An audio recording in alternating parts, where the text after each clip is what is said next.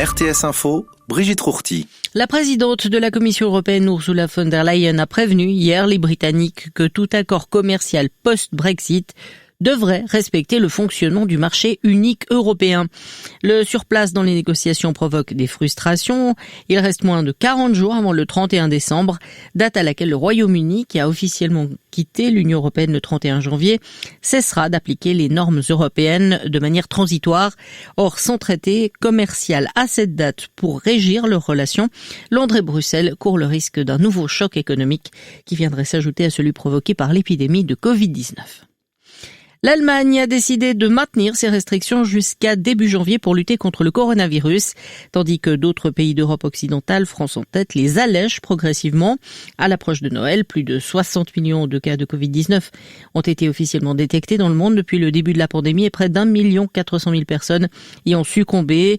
Nous devons encore faire des efforts. Le nombre d'infections quotidiennes se situe encore à un niveau beaucoup trop élevé, a déclaré hier soir la chancelière allemande Angela Merkel à l'issue de plus de 7 heures de discussion avec les dirigeants des 16 États régionaux allemands. Le président élu des États-Unis, Joe Biden, envisage de nommer Tom Donilon, diplomate chevronné, conseiller à la sécurité nationale sous Barack Obama, comme directeur de la CIA, a déclaré hier une personne au fait de la situation, confirmant une information rapportée par Politico. Ce poste pourrait être l'un des plus sensibles à occuper sous l'administration Biden. 22 400, c'est le nombre estimé en Suisse de femmes et filles victimes de mutilations génitales ou susceptibles d'en subir compte tenu de leur pays d'origine. Cette projection provient d'un rapport de FedPol adopté hier par le Conseil fédéral et qui prévoit plusieurs mesures pour mieux lutter contre les mutilations génitales féminines.